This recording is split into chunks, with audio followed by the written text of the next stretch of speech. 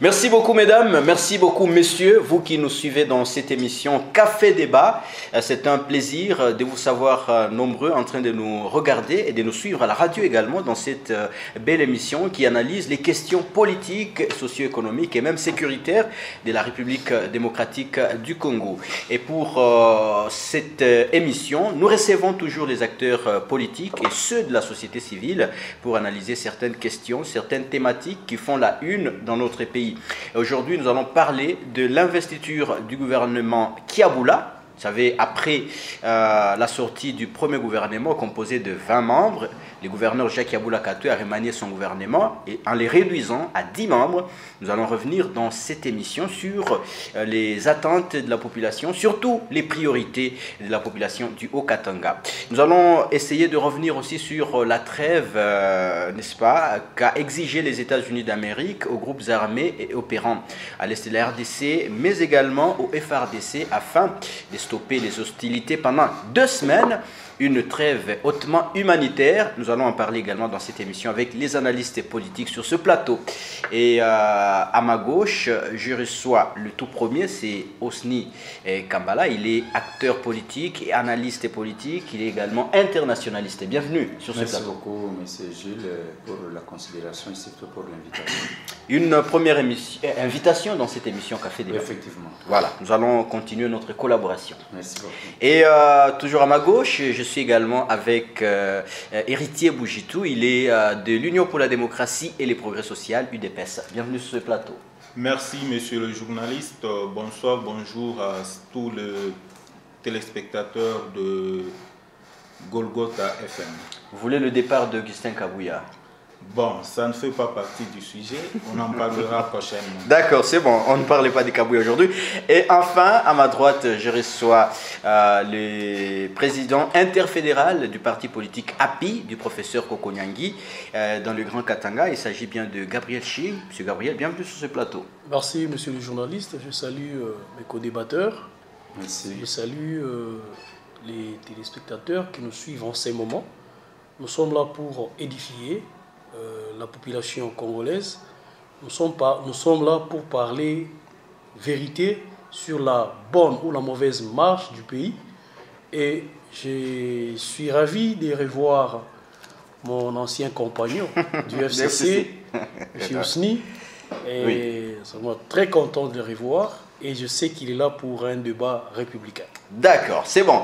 Alors, merci également au directeur des programmes, Guélor Loubovia. Merci à Christian Massoudi qui nous aide, n'est-ce pas, à prendre les images et même le son de cette émission. Alors, on va commencer notre émission, Monsieur Osni. Vous avez suivi les États-Unis d'Amérique qui ont imposé une trêve aux groupes armés opérant à l'Est, mais également au FARDC, une trêve humanitaire de 2 semaines. Votre réaction?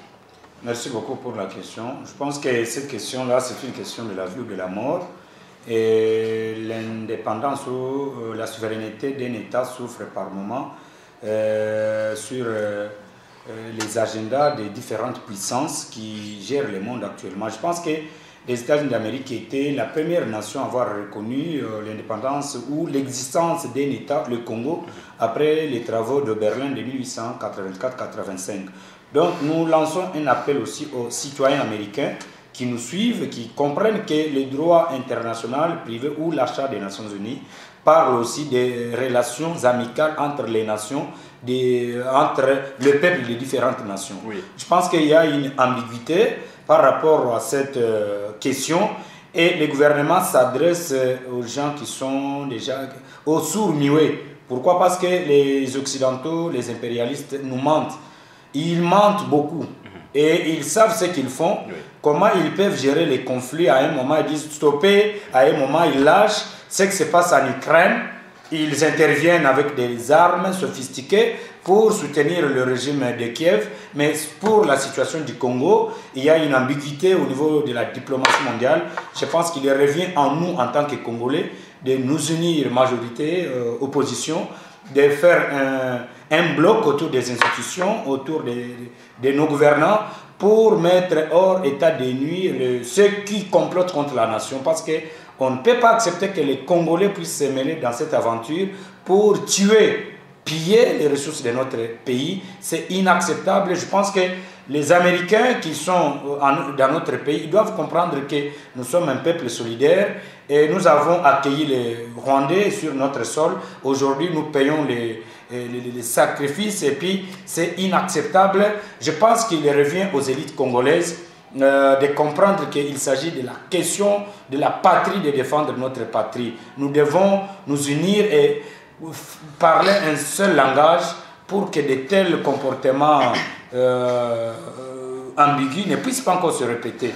Là, j'appelle aussi aux institutions de la République de faire, d'expliquer tous les enjeux de cette guerre à notre peuple. Vous savez qu'on ne peut pas gagner un conflit, une guerre, si la population n'est pas associée. Nous devons cotiser pour cette guerre, nous devons nous unir. Ici, c'est une question de la patrie, de la vie ou de la mort. Nous devons défendre notre pays. On ne peut pas écouter encore les ondits ou les dires des grandes puissances. La Charte des Nations Unies leur accorde les pouvoirs en tant que membre du Conseil de sécurité de l'ONU, que les États-Unis comme les États-Unis d'Amérique, d'intervenir partout où il y a des troubles, d'imposer la paix. Mais cette politique de 2 poids 2 mesures, d'intervenir, d'aider les Ukrainiens, et pour le cas du Congo, c'est des millions de Congolais qui sont déjà tués, assassinés, et via leur micro-État qu'ils ont créé aux côtés de la RDC. Pour ça, nous lançons aussi un appel au peuple rwandais de comprendre que nous ne sommes pas contre le peuple rwandais, nous sommes contre les dirigeants du Rwanda qui massacrent le peuple. Nous avons une histoire commune et ils doivent comprendre, c'est l'armée congolaise à l'époque on appelait la force publique qui est allée chasser les Allemands au Rwanda. Donc nous sommes un État qui a fait que les Allemands qui occupaient les Rwandais puissent partir grâce à nos efforts. Donc ils doivent comprendre. On va revenir, n'est-ce pas, au deuxième tour chez vous. Alors, monsieur Héritier, qu'est-ce que cela peut apporter à l'Est de la RDC, cette trêve de 2 semaines seulement? Merci de la parole, monsieur le journaliste. La trêve de 2 semaines, c'est bien, mais ce n'est pas mieux pour nous, Congolais. Vous comprendrez que cette guerre, ça a duré. Et c'est une guerre... C'est près d'une décennie déjà. Effectivement, c'est une guerre où vous comprendrez que le Congo est attaqué par le Rwanda, qui est soutenu aussi par des pays de l'Occident. Notamment la France. Il y a beaucoup de pays. Vous vous rendrez compte qu'ils avaient signé même un accord d'exploitation de certains minéraux, mais qui ne se trouvent pas au Rwanda, qui se trouvent en RDC. Ce qui signifie que, indirectement, ce sont ces gens-là, passant par Paul Kagame, qui nous attaquent.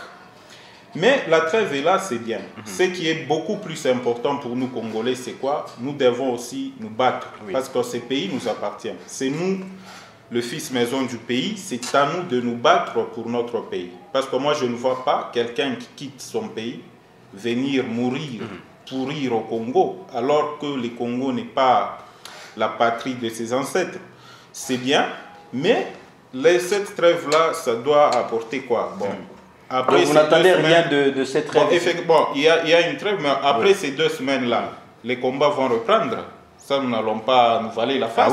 Après ces 2 semaines, ce qui signifie qu'il y aura encore des affrontements entre le M23 et la force républicaine, ce qui n'est pas du tout une bonne chose, parce qu'à chaque fois qu'il y a affrontement, il y a des décès. Et quand il y a des décès, c'est le pays qui en souffre. Mais le plus important, c'est de compter sur nous-mêmes. Nous devons compter sur nous-mêmes, Congolais, et nous devons éviter d'être hypocrites entre nous. Nous devons travailler. Ceux qui dirigent l'armée au niveau de l'Est, ou ceux qui sont en train de commander les soldats qui sont au front, ils doivent aussi être sérieux dans ce qu'ils font. Parce qu'à chaque fois, souvent, on parle toujours des trahisons. 2 fois, il y a eu des détournements des soldes pour les militaires qui sont au front, ce qui n'est pas une bonne chose. Et l'État aussi doit commencer à punir sévèrement les gens qui détournent les soldes des militaires. Parce que quelqu'un ne peut pas aller se battre, ne peut pas mettre sa vie en danger pour que quelqu'un d'autre puisse jouir de son salaire, ce qui n'est pas une bonne chose.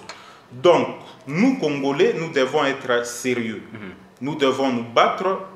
Et bien sûr, il y a l'Union européenne qui est là, nous avons les États-Unis, souvent qui sont des grands décideurs... Mais ces pays ne viennent que chercher leurs intérêts. Oui, qui sont des grands décideurs. Les relations internationales regardez comme mon frère sur les intérêts. Venez de le dire. Ce qui se passe en Ukraine, vous verrez que ce sont des milliards qu'on est en train de donner.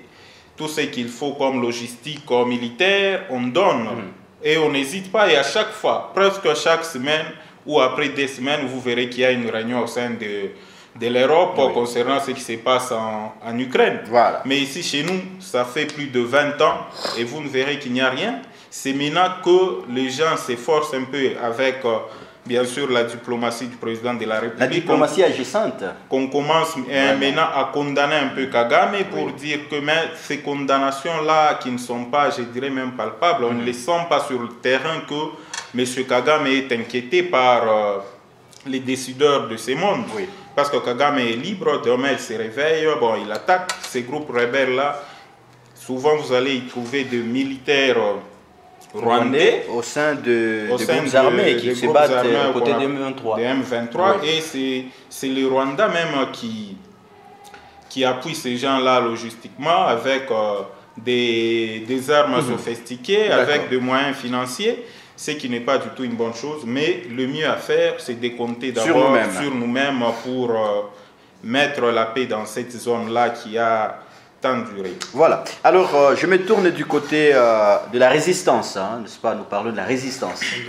Nous sommes dans la résistance. La résistance, voilà. Dans la résistance. Alors, quand vous suivez les États-Unis, ils parlent d'une trêve humanitaire pendant 2 semaines. Et on sait bien qu'à l'est de la RDC, cette guerre a beaucoup de conséquences, notamment des conséquences humanitaires, des conséquences sur le plan sécuritaire et tout. Alors, qu'est-ce que nous devons faire? Parce que c'est une question de vie ou de mort pour notre nation. Merci, monsieur le journaliste. Oui. Vraiment, j'ai pitié de nos frères de l'Est. Ils sont en train de souffrir. Comme qui dirait, ils n'ont pas le droit de vivre dans ces pays, la RDC. Le régime en place doit être clair envers la population. Je viens de l'écouter dans la bouche de mon co-débatteur, qui vient de le dire. Je comprends que le régime en place n'est pas sincère envers cette population. J'ai vu une délégation américaine qui est allée voir la ministre Aziza Mounana pour parler des affaires pour parler sur les problèmes de la trêve humanitaire. Bon, la population doit comprendre d'abord cette histoire. Ça va aider en quoi? Est-ce que ça va nous aider pour que nous retrouvions la paix ou pas? Mais plutôt, c'est pour, selon les États-Unis, c'est pour acheminer des matériels dans les zones. Nous sommes en train d'expliquer la population. Mon co-débatteur vient de le dire tout à l'heure ici que c'était pour interrompre la guerre. Et par après, la guerre va encore recommencer. Il reconnaît au moins que la guerre va recommencer. Mais vous devez savoir, au moment où il y a une trêve humanitaire, il y a 2 ou 3 territoires qui tombaient dans le main du M23. Une trêve américaine, dont le régime en place a accepté. Parce que les FARDC ont accepté, mais les mouvements rebelles n'ont pas accepté. C'est là où il y a des problèmes. Oui. Notre pays ne devait pas, disons, le gouvernement ne devait pas vraiment accepter cette histoire de la trêve humanitaire. C'est que mon co-débatteur vient de le dire, nous devons nous prendre en charge nous-mêmes. Monsieur le journaliste, le régime en place doit comprendre que il n'y a pas longtemps, nous avons suivi des photos qui circulaient. Là, on a vu la vice-ministre des Affaires étrangères qui est allée chercher à dialoguer avec le gouvernement rwandais. Là où j'ai vu aussi l'actuel ministre de la Défense rwandais, bien sûr, c'est James Kabarebe, si je ne me trompe pas, et Madame Grace Yamba. Oui. Mais du fait que cette photo a fuité, mais le porte-parole du gouvernement a donné une autre information. Le régime en place doit comprendre que si nous voulons vraiment la paix, nous devons préparer la guerre. Ça fait maintenant 3 ans que Bunagana a été tombé. Donc la population est en train de vivre comme s'il n'y avait pas un gouvernement qui pouvait défendre cette population. Nous devons retourner. Le dialogue est très important. Est très très important. Je me rappelle, c'était en 2002. Dialoguer avec les mouvements rebelles? Non, je parle du dialogue. Oui. Je ne suis pas en train de spécifier s'il faut parler avec tel ou tel. Moi, je parle juste du dialogue. En 2002, Joseph Kabila avait compris qu'il fallait dialoguer parce que le Congo était divisé en 3 administrations. De l'autre côté, il y avait les RCD, KML, et de l'autre côté, il y avait les MLC. Ça doit être en 4 parties. Mais Joseph Kabila avait compris que c'est par le dialogue qu'on pouvait retrouver la paix. Et c'est sûr et certain que nous avions retrouvé la paix. Et aujourd'hui, il a eu à gérer les pays. Les pays étaient pacifiés et nous étions obligés de conquérir notre pays et de gérer notre pays aujourd'hui. Mais aujourd'hui, nous parlons avec ces régimes en place qui n'arrivent pas à comprendre qu'est-ce que c'est la paix. Voilà ce que nous sommes en train de traverser. D'accord, c'est bon. C'est très compliqué. Nous devons avoir pitié de cette population qui souffre tous les jours. Vraiment, pas plus longtemps qu'hier, monsieur le journaliste. Je me rappelle, j'ai passé quelque part là. J'ai entendu juste le bruit des larmes. Il fallait voir comment tout le monde était en débandade. Mais alors nos amis qui sont en train de souffrir tous les jours là-bas. Nous avons pitié de ces gens. Ce sont des créatures de Dieu Tout-Puissant. Les gens qui sont au pouvoir doivent avoir pitié de ces gens. Ça fait très mal et par moments, ça nous fait couler des larmes vraiment. D'accord. Nous avons pitié que Dieu entende cette population. D'accord, Dieu au ciel est en train d'entendre nos prières. Alors, monsieur l'internationaliste, faut-il dialoguer? Oui, il y a des approches en relation internationale, c'est-à-dire il y a la force et la paix. C'est-à-dire quoi? La force ou l'aspect militaire ou l'aspect diplomatique. C'est-à-dire qu'il n'y a pas 2, 3, 4 approches dans des cas pareils. Il n'y a que les deux qui pouvons. On neutralise l'ennemi, on l'impose notre agenda. Si sur cet aspect-là, on n'est pas à mesure d'imposer la paix, parce qu'une véritable paix ne se négocie pas, une véritable paix, ça s'impose. Et vu que c'est une guerre qui est menée par procuration, je pense qu'il faut identifier les acteurs et puis contourner certains obstacles. Voilà. Mais les acteurs sont déjà connus. Voilà, non, écoute, voilà pourquoi il fallait passer par la diplomatie. Et moi, je pense que ce qui est important, nous, Congolais, nous sommes aussi à la base de tout ce qui se passe à un moment. Vous n'allez pas comprendre qu'un ancien président de la CENI puisse rejoindre ces voyous en brousse pour partiser contre leur nation. Peu importe les motifs, ça ne pouvait pas se faire comme ça. Et là, c'est la société civile qui nous avait donné Nanga à la CENI. Donc la société civile devrait travailler pour comprendre la nature de la personne qui a eu beaucoup d'avantages pour cette république. Moi, je pense que dans pareille situation, j'ai bien suivi notre collègue qui vient de parler que bon voilà, on doit prier pour que cette population... Non, ici il n'y a pas le problème de la prière.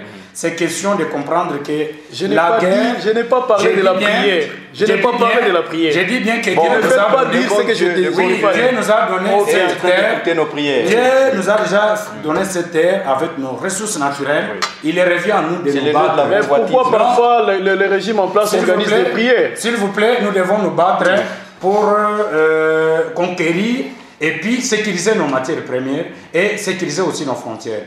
Moi, je pense qu'il n'y a pas un problème de régime. Il est question de tous les Congolais. Non, parce que, s'il vous plaît... Bon, s'il vous plaît, laissez, vous aurez votre temps aussi. S'il vous plaît, vous aurez votre temps. Parce que nous sommes en train de laissez-lui aller à l'opinion.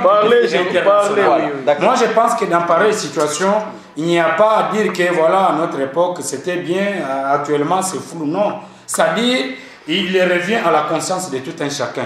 Hier, qu'est-ce qui a été fait? Même durant le régime, l'ancien président honoraire Joseph Kabila Kabange, à qui j'ai beaucoup de respect, il a vécu cette situation. Voilà la raison pour laquelle, après, il dit, bon, j'ai manqué 15 personnes à mes côtés pour relever les défis du Congo. Mais ça, c'est une matière de réflexion. On peut même faire tout un mémoire sur ça. comment un président a géré 18 ans et il vous manque 15 personnes au moment où il y avait des professeurs. Ça, c'est un autre débat. S'il vous plaît. Non, on ne peut pas accepter ça. C'est un autre débat. S'il vous plaît, monsieur Gabriel. Ça, c'est un autre débat. On ne saura pas accepter ça. D'accord, vous allez répondre. Non, ça, c'est notre débat. Nous devons retourner dans le sujet. Non, s'il vous plaît, vous allez répondre. C'est notre débat. C'est un point de vue. Ça, c'est notre débat. Tout à fait. C'est un point de vue qu'il donne. Vous aurez le temps de répondre. Non, il faut dire ce qui est réel. C'est bon. Alors, je m'en vais dire sécurisez-moi parce que nous sommes vous êtes bien sécurisé. On s'adresse à notre population. Vous êtes bien sécurisé. Pour dire que, comme il manquait 15 personnes, peut-être Félix demain dira aussi que j'ai manqué 10 personnes comme mon président. Or, pour le moment, je pense que chacun doit se mettre au travail et chacun doit se donner pour la cause de notre patrie. Vous savez qu'actuellement, j'ai vu, je crois, l'ancien président Yanukovych en Ukraine, quand il y a eu l'intervention russe, j'ai vu l'ancien président ukrainien qui est allé au front pour dire que pour le moment, c'est notre patrie. Même l'ancien président de la République, là, je le dis, j'assume mes propos, il est obligé de parler ou de s'intéresser à tout ce qui se passe pour notre pays. Il a de l'influence à l'international. Il sait que c'est un ancien président, il a géré. Ils doivent se mettre avec le président qui est au pouvoir actuel pour dire que tout Congolais, il n'est pas question de Félix ou le régime actuel. Nous tous Congolais, nous devons nous battre, peu importe nos divergences politiques et autres. Mais à ce stade actuel, comme je viens de le dire, il faut formater notre élite. Vous savez que notre communication, peu importe la tendance politique, doit d'abord sauver l'image de cette nation. Quand on communique mal, on passe à la télé, sur les réseaux sociaux, on ne fait que noircir le travail de ceux qui sont là avec nous. Les individus passent, les nations restent. Si on ne se bat pas pour cette nation aujourd'hui, on va laisser un État non viable à la génération future. Donc il est temps pour nous d'identifier les pays qui comprennent notre vision. Et nous devons maintenant identifier aussi les Congolais qui sont pour la patrie. Ceux qui partent pour trahir le Congo, n'oubliez pas qu'ils seront face à l'histoire. Donc à ce stade actuel, il est question de s'unir et puis appuyer nos forces armées et surtout aussi redéfinir les objectifs de notre politique étrangère. Vous savez qu'on ne peut pas mener des actions si notre politique étrangère qui nous dit l'ouverture au monde et le bon voisinage. Maintenant, il faut réadapter nos objectifs de la politique étrangère parce que c'est le ministre des Affaires étrangères, actuelle madame, qui doit mettre en danse nos diplomates. Non, le dialogue, même les grandes puissances pendant la guerre froide, l'URSS et les États-Unis d'Amérique, il y avait des dialogues. Actuellement, la guerre en Ukraine, il y a les diplomates américains. À Moscou, il y a aussi les diplomates russes à Washington. C'est-à-dire, le dialogue, on ne peut pas fermer. Ça, c'est permanent dans la vie des États. Merci beaucoup. Moi, je pense que s'il faut qu'on continue à parler, à dialoguer, on doit dialoguer. Là, la porte ne peut pas être fermée à tous ceux qui veulent nous aider dans ce sens congolais, là où il est, ce qu'il fait. Majorité, il n'y a pas l'opposition lorsqu'il s'agit de la guerre, mon cher ami. Merci beaucoup. Quand il y a la guerre, on met de côté nos divergences politiques, on défend la patrie, par après nous revenons à l'interne. Voilà, merci. Donc nous devons assainir notre communication pour défendre la patrie. Merci beaucoup. Merci. Alors, monsieur Héritier, je vais revenir à vous parce qu'il y a une réaction ici de la résistance, c'est pas de la résistance. Alors, résistance pour la patrie, oui. Oui, voilà. Là, je suis d'accord. C'est ça, la résistance pour la patrie. Pas contre les individus. Merci, monsieur le journaliste. Il faut s'intéresser à la question de la RDC. Mais je ne me retrouve pas sous quelle casquette mon co-débatteur est en train de parler. Il est internationaliste. Bon, vous m'informez. Non, il est internationaliste. Vous m'informez. Il est aussi analyste politique. Nous sommes sur le plateau. Bien sûr, non, il n'y a pas de problème. Il n'y a pas de problème. Parce que, s'il vous plaît, quand il parle des cabines, nous ne sommes pas ici pour parler des individus. Non, nous ne parlons pas des individus. Nous sommes là pour parler de la nation. Mais au moins, le président... Au moins, il a bien chité, parce que vous lui avez bien posé la question de savoir si c'était important de dialoguer. Exact. Et il a bien chité. C'est pour dire qu'il a épousé aussi mes idées. Il a condamné le président honoraire. Non, pas non, s'il vous plaît, vous avez dit il doit. Il lui a demandé de s'intéresser. Vous m'aviez demandé. Non, écoutez, comment peut-on s'intéresser Comment peut-on s'intéresser à une chose si on n'est pas approché? Monsieur le journaliste, Joseph Kabila aime toujours son pays. Et il avait bien souligné qu'il avait la passion de ce pays. Joseph Kabila aujourd'hui est considéré comme un mauvais, disons, un démon pour ce pays par le régime en place. Pas du tout. Hier, on disait que c'était Kabila qui bloquait. Hier, on disait que c'était Kabila qui manigançait avec la guerre à l'Est. Aujourd'hui, c'est le régime qui disait ça qui est en train de gouverner. Kabila n'a jamais été approché pour parler de la guerre ou parler de l'Est. Non, il n'a jamais été. Si aujourd'hui on appelle Kabila pour qu'il donne aussi son expertise, je suis sûr et certain, avec la passion qu'il a pour ce pays, il le fera.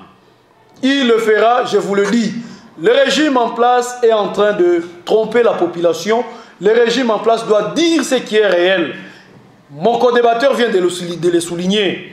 Kabila avait accepté qu'il avait, tout jeune qu'il était, il avait compris que le pays était si divisé en 4 administrations. Mais il avait accepté de distribuer son pouvoir. Il avait accepté. Aujourd'hui, quand l'artiste musicien nous dit que... Vous étiez en coalition. S'il vous plaît. Vous avez coupé cette s'il vous plaît. Bon, mais c'est pas Kabila qui avait voulu qu'il y ait la rupture de cette coalition. FCC cache. Vous mettez un peu de non, il fallait comprendre parce qu'il y avait des accords. Oui. Pour la gestion de ce pays. Quand le président nomme, écoutez, voir Yemei, monsieur le journaliste, ça ne sera bon, c'est pas important de revenir en arrière, c'est parce qu'il y a une matière à donner à la population pour expliquer la rupture entre FCC et CAJ. Nous sommes là, nous demandons au régime en place de travailler pour en finir avec cette histoire de l'Est. Et aujourd'hui, les phares d'essai, nos militaires, sont giflés tel que l'artiste l'a dit. Nos militaires sont négligés. Aujourd'hui, le président de la République, Bon, s'il vous plaît. Non, ils ne sont pas négligés. Si nous parlons de la sécurité du chef de l'État, il est avec qui maintenant aujourd'hui? Il est avec les Romains. Et c'est important ça? Moi, je ne comprends pas. Mais je ne comprends pas. Nous devons donner, nous devons donner de la valeur à notre armée. Oui. Si nous n'arrivons pas à donner de la valeur, c'est comme qui dirait nous sommes en train de les dénigrer et je vous dis vrai qu'on n'aura pas la solution à l'Est. Merci. Alors, monsieur Héritier, parce qu'on doit clôturer avec ce sujet, on a parlé du dialogue, on a demandé même à l'ancien chef de l'État, Joseph Kabila, de s'intéresser aussi à la question. Il est parti mener ses recherches en Afrique du Sud sur la paix dans la sous-région, mais il doit aussi s'exprimer. Bon, c'est pas ça la question. Qu'est-ce que nous pouvons faire aussi pour mettre fin définitivement à cette guerre? Et on passe au deuxième. Vous savez, souvent nous disons que cette guerre, ça ne prend ou ça a déjà fait des décennies. Ce qui signifie que même quand l'ancien président Joseph Kabila était là, il y avait toujours des désordres dans cette zone de l'Est. Ce qu'il faut faire, c'est quoi? La guerre concerne les Congolais. Si vous êtes Congolais, vous êtes concerné par cette guerre-là. Si vous ne l'êtes pas, eh ben, ça c'est votre affaire. Mais nous, Congolais, nous nous rendons compte que le président de la République continue à fournir ou à multiplier les efforts pour mettre fin à cette guerre. Vous vous souviendrez qu'avec moi, quand le pape était venu ici, oui, il avait aussi dit un mot concernant la guerre. Il a dit les puissances étrangères doivent cesser ou doivent ôter leurs mains de la RDC. De la RDC. C'était un message clair, ce qui signifie que nous voyons les M23, mais réellement, les gens avec qui nous nous battons, ce ne sont pas les M23. Ce sont les puissances occidentales. Là, nous n'allons pas nous voiler la face. Oui. Ce sont les puissances occidentales. Ce qui signifie quoi? Vu notre puissance ou la force qu'a la RDC, avec la coalition occidentale avec laquelle qui passe par l'entremise du Rwanda, nous faisons quand même des efforts, où on a déjà fait quand même un pas. Parce qu'au jour d'aujourd'hui, vous n'allez pas me dire que c'est ce qui se faisait hier, concernant ce qui se passe dans cette zone. Le rebelle venait entrer et partait sans qu'il y ait une résistance. Mais aujourd'hui, s'ils arrivent dans la zone, il y a une résistance. D'accord. Ce qui est un pas pour nous, les Congolais. Oui. Et en ce qui nous concerne, nous, en tant que Congolais, nous devons aussi des fois éviter de chercher à minimiser les efforts fournis par ceux qui nous dirigent. C'est vrai que tout ne doit pas s'améliorer en un clin d'œil, mais il y a toujours des avancées dans ce que nous faisons. S'il y a à condamner, nous devons condamner et le dire tout haut. S'il y a à applaudir, il faut aussi applaudir.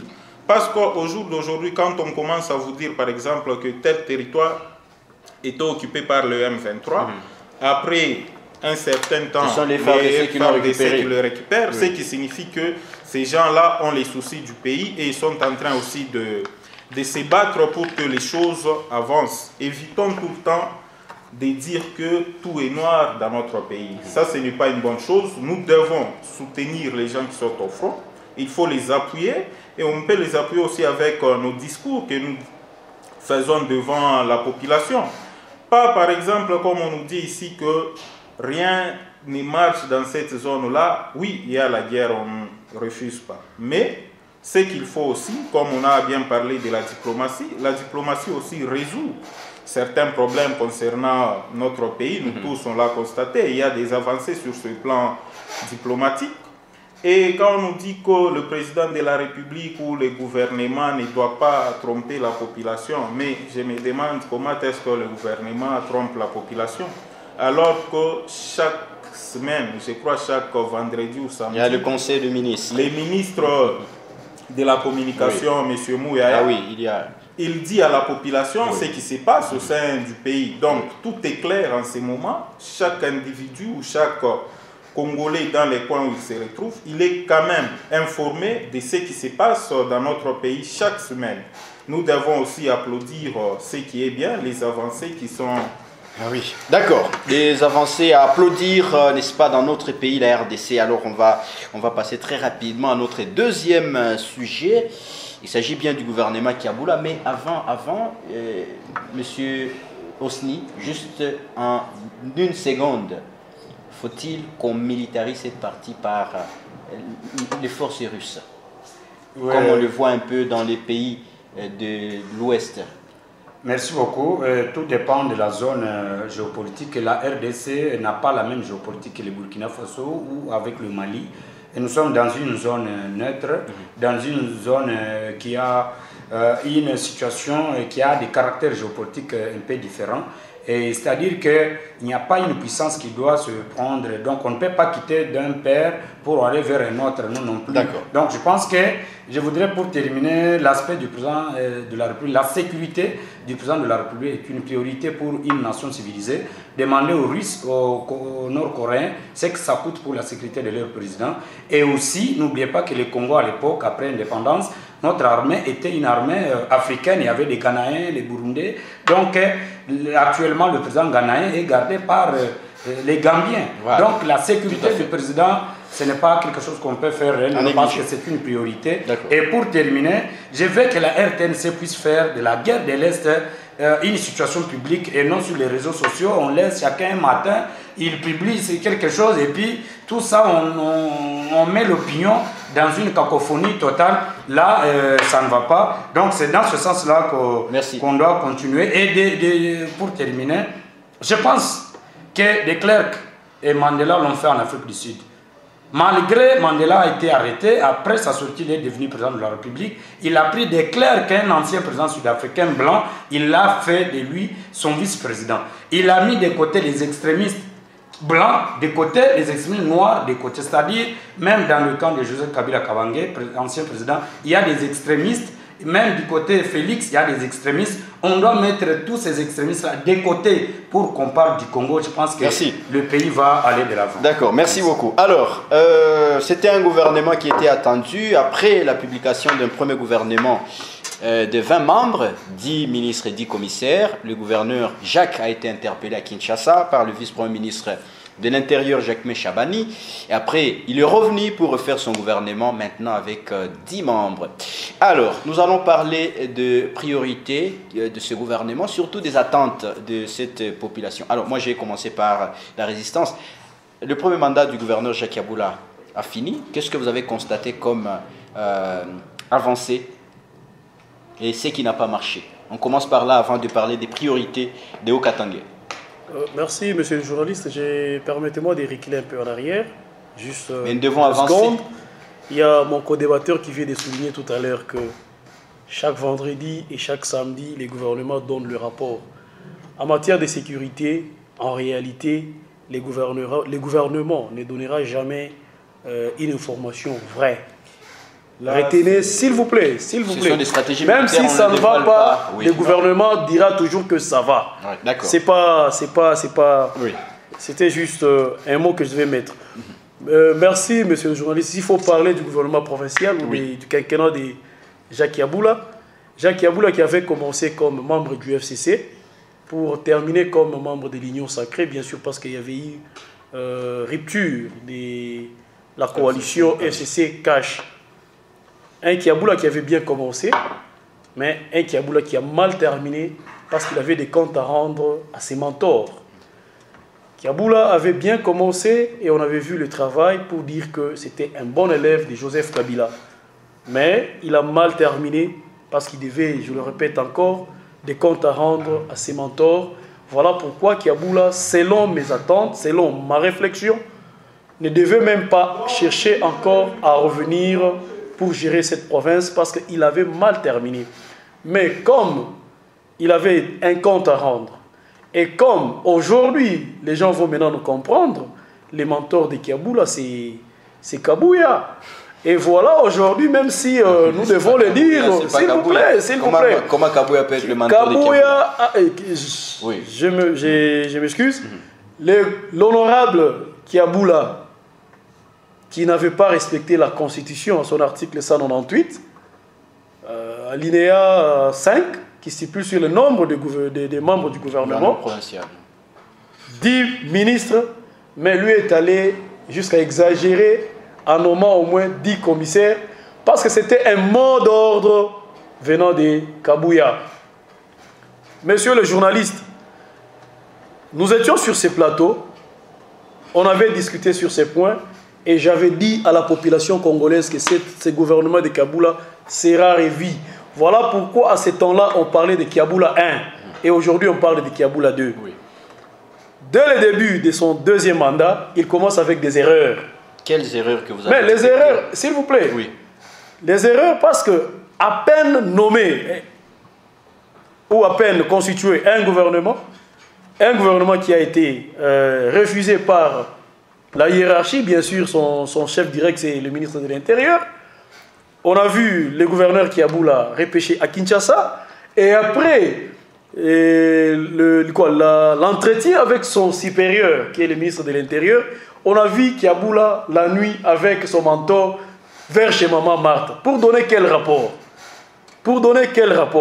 C'était vraiment très, très, très triste. Et qu'est-ce que la population doit attendre de ces gouvernements 2 et Kiaboula 2? Moi, je pense que j'ai pitié de Kiaboula parce que ces mandats sera très compliqué pour lui.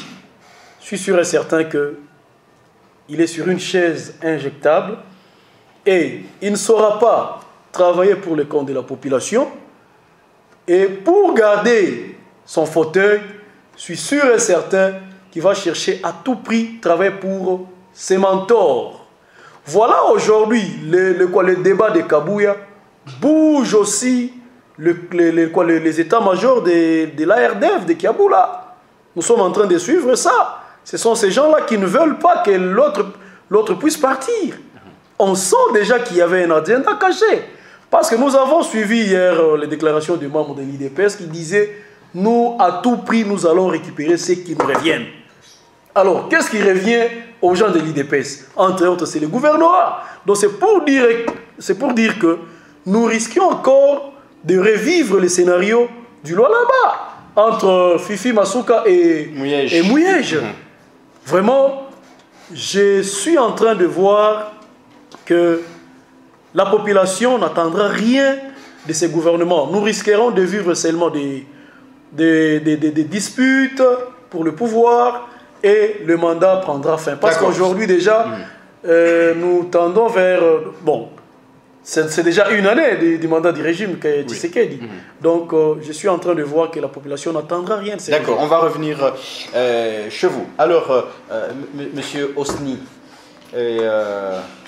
est-ce que c'est facile, par exemple, pour Jacques Yabula, de constituer un gouvernement dans une union sacrée où vous êtes? Merci beaucoup pour la question. Moi, je pense que nous devons faire comprendre à l'opinion, à une masse qui ne comprend pas le fonctionnement d'un État, surtout en matière de la répartition des compétences entre les pouvoirs centraux et les provinces. C'est clair. Je pense que le gouverneur en province représente l'État congolais, il représente toutes les institutions de la République. Et je pense que les ministres... Il a quand même violé la loi, s'il vous plaît, la Constitution. Je vais revenir. Je pense que le gouvernement qui y est formé, et ici en province, je tiens d'abord à saluer, féliciter tous les ministres provinciaux récemment nommés.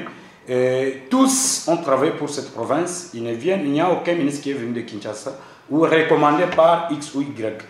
Je pense qu'il y a une cacophonie au sein de notre élite congolaise du fait que lorsque je suis élu sur la liste d'un parti politique, donc je deviens ipso facto un agent de ce parti politique. Non plus. Lorsqu'un député national, provincial est élu, il a été élu par la population, il doit travailler pour sa nation, pas pour le parti politique.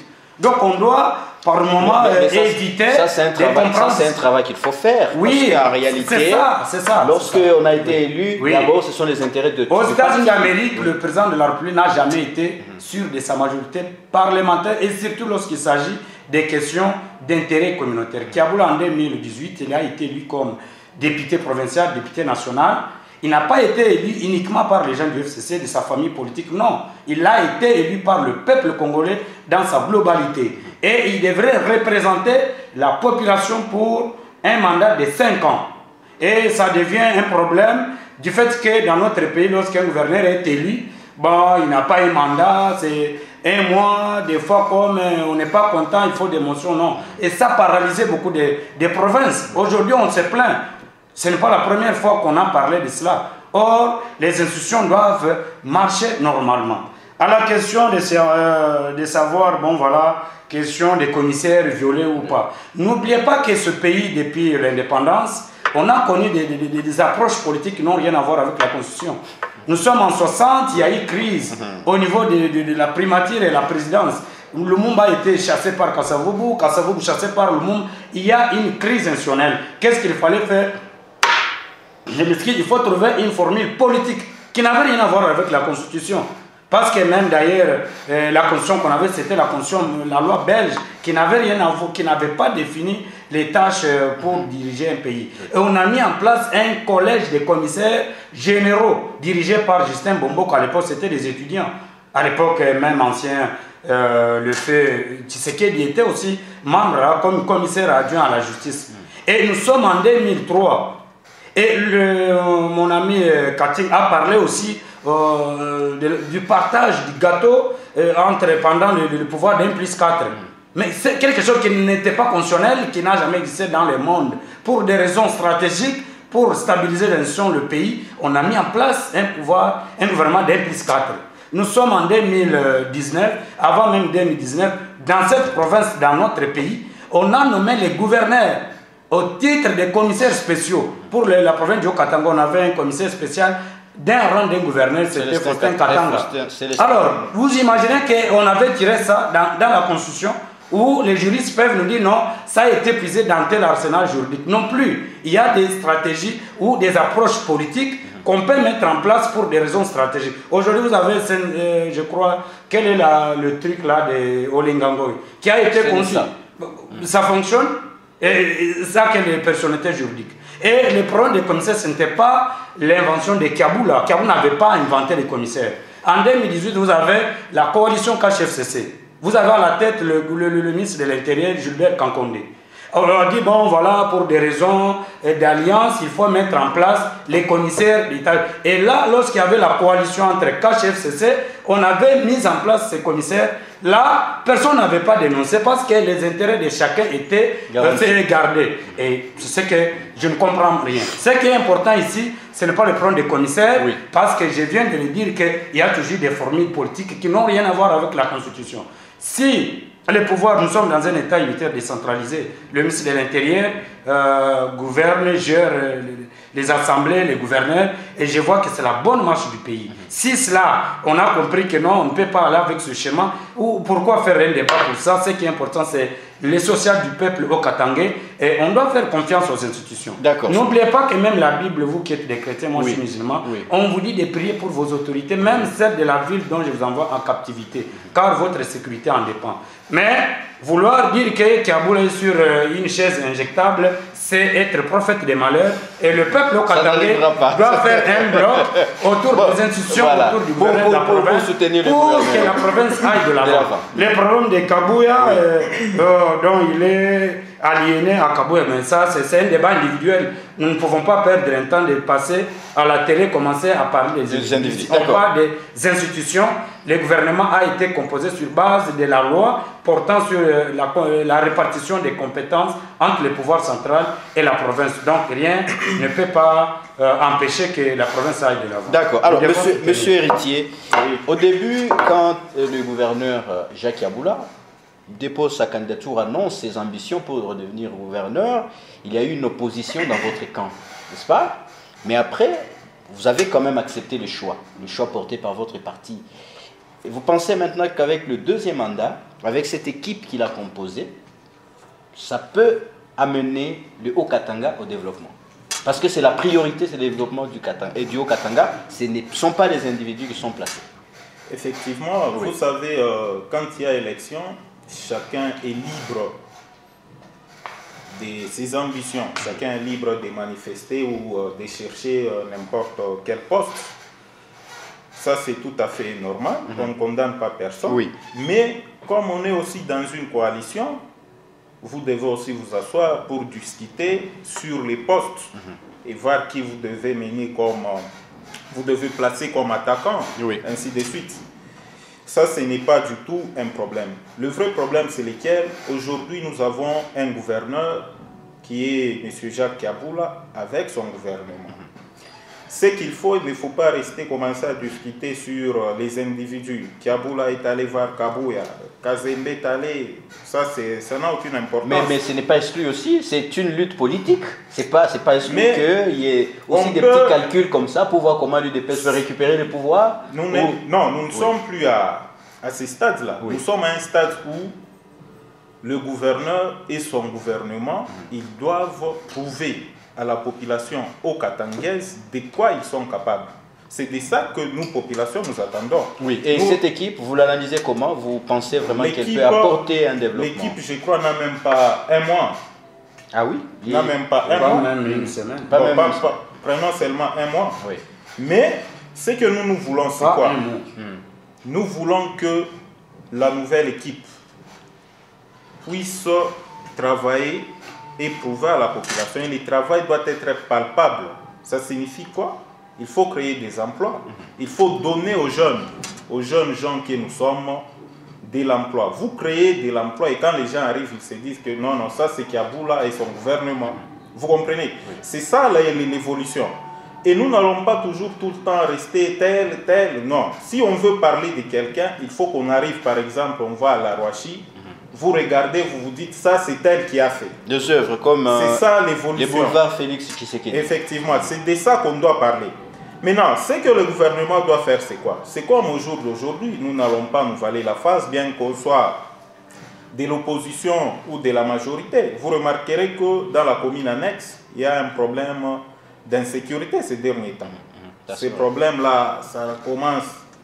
Le gouvernement est obligé, ou le ministre de l'Intérieur provincial est obligé de mettre fin à cette histoire. Et dans l'immédiat, il ne faut pas attendre que les gens commencent à se plaindre ou que ça puisse encore dégénérer ou se propager dans toutes les communes, qu'on commence maintenant à nous dire non, aujourd'hui on a arrêté 20 bandits généraux, 30 qu'on montre à la télé. Non, c'est maintenant qu'il faut mettre fin à cette histoire. C'est lui qui est chargé de ne sais pas déjà famille et enfants. C'est d'ailleurs notre consoeur Valérienne Mumba qui t'occupe. Donc nous devons le sentir sur terrain.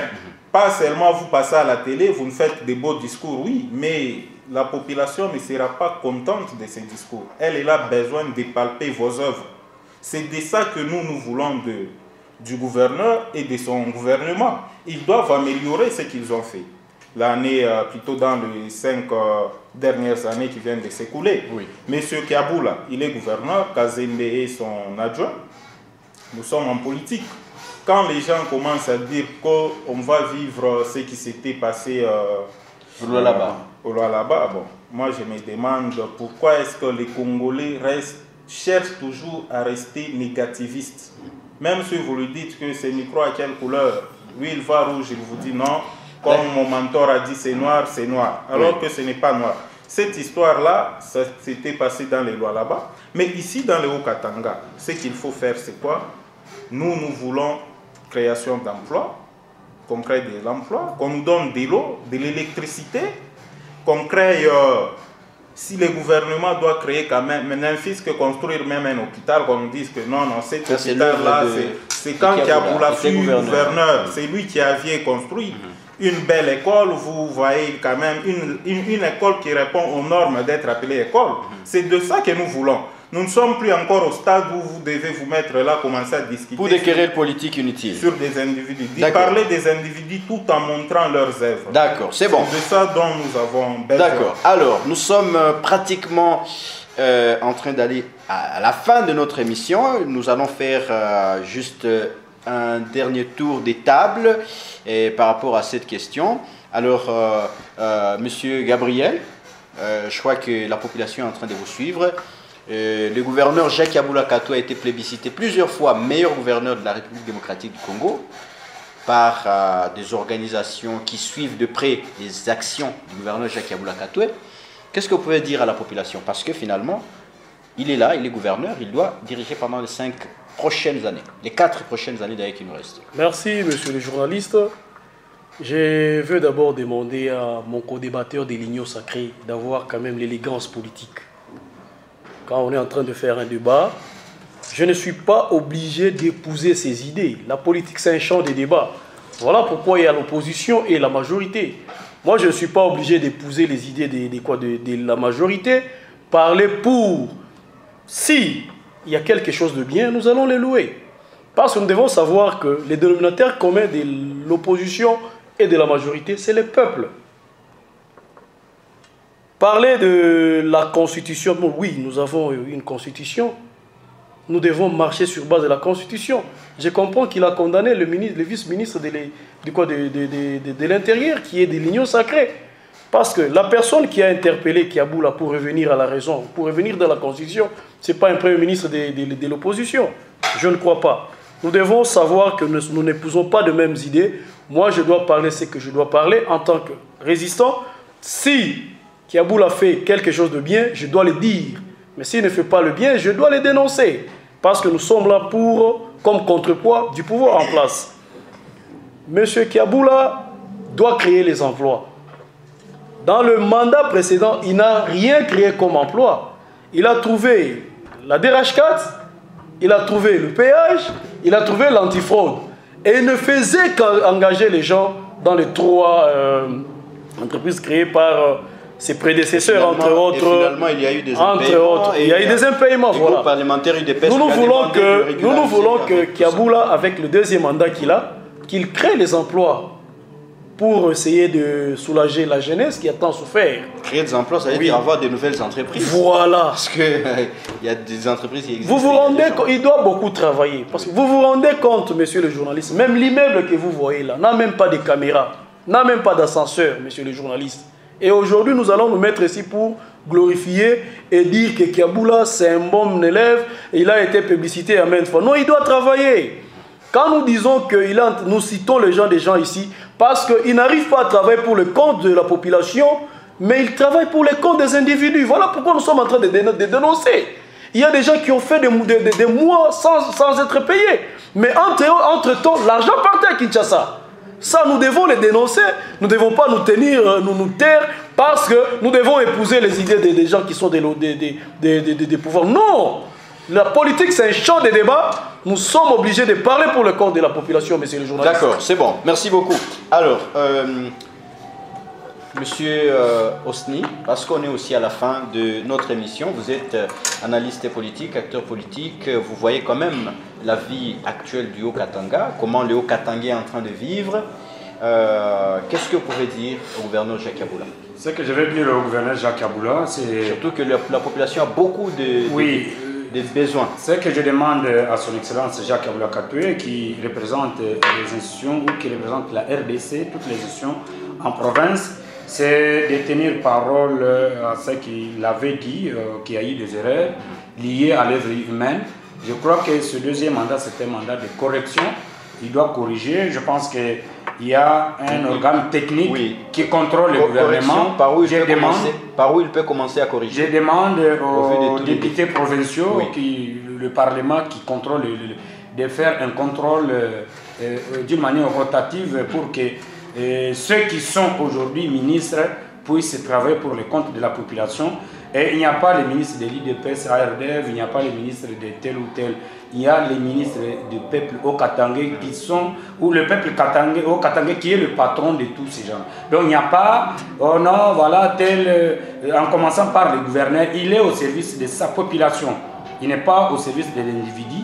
Et le chef de l'État l'a déjà reconnu parce que cette province est une province hautement stratégique. On ne peut pas gérer cette province avec des légèretés. Il a déjà montré le premier mandat, deuxième mandat, c'est un mandat de corruption. Je demande aux excellences que cette année, c'est une année de sacrifice pour que le gouverneur puisse concrétiser son programme quinquennal qu'il s'est déjà assigné pour les comptes de la population.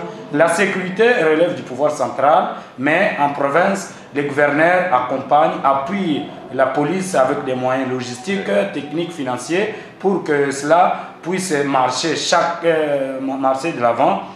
Aux responsables des communes, mairies, je salue Madame Chansa Tunda qui fait un bon travail, qui on doit l'accompagner dans cette lutte pour que notre ville de Lubumbashi puisse prendre sa robe d'ancienne. Mais je pense que par rapport à l'opposition a un objectif, c'est de faire des propositions constructives pour ceux qui sont au pouvoir. Mais malheureusement, on peut laisser cette responsabilité à l'ensemble pour la République, parce que c'est l'unique parti qui a accepté d'aller aux élections et qui est dans les institutions de faire, lorsqu'on est en face d'une opposition extra-parlementaire, je dis bien extra-parlementaire, je pense qu'ils ne vont pas faire une proposition pour que les gouvernants puissent corriger. Je pense que ça a été une grosse erreur de l'histoire de ne plus s'intéresser aux affaires du pays, ne pas aller aux élections, croiser les bras et puis venir critiquer ceux qui travaillent. Vous voyez, ça fait mal. Merci. Il fallait y aller pour commencer à contester. C'est selon toi, on devait Merci. ce que toi tu veux là. Merci. On finit par vous très rapidement. Merci, le mandat de correction. Par où Jacques Yabula peut commencer pour corriger les erreurs du passé? Parce qu'il y en a beaucoup, les infrastructures routières sont délabrées. Effectivement, pour corriger les erreurs du passé, nous demandons au gouverneur et son gouvernement de commencer par les routes des dessertes agricoles. Ils doivent créer des routes ou construire les routes. Les routes sont plus importantes. Et ce que le gouverneur aussi doit savoir, c'est quoi? C'est lui le patron de la province. Il doit vraiment créer quelque chose qui commencera à pousser à la population katangaise de se rappeler de lui. Quand quelqu'un arrive au Katanga, il y a quand même le bâtiment de l'Assemblée, hein. Ça c'est l'œuvre qui a effectivement, mais il faut encore créer. Ça c'est déjà, on peut mettre ça déjà dans le passé. Nous sommes dans un deuxième mandat. Qu'on commence maintenant. Il doit créer de l'emploi parce que les jeunes ont besoin de l'emploi. Il doit créer de l'emploi pour les jeunes. Il doit donner à la population au Katangaise l'électricité et l'eau. D'accord. Beaucoup plus les routes de dessertes agricoles. Merci beaucoup. Surtout que Kinshasa libère les 40% pour que la province aille de l'avant. C'est vrai. Important. D'accord, nous allons vérifier si cet argent sert à construire le Haut-Katanga ou à se distribuer entre individus. Voilà. Merci beaucoup à vous tous qui nous avez suivis. Merci à vous, mes invités, pour ce débat hautement de haute qualité. Merci en tout cas d'être venus. Merci. Voilà. Merci également à vous tous qui nous avez suivis. Merci au directeur des programmes Guélor Loubovia, sans oublier Christian Massoudi et aussi, n'est-ce pas, notre directeur technique, n'est-ce pas, qui nous assiste sur le plan technique également. Bonheur Kalala, nous vous saluons également. Bye bye et à la prochaine. Merci. Merci.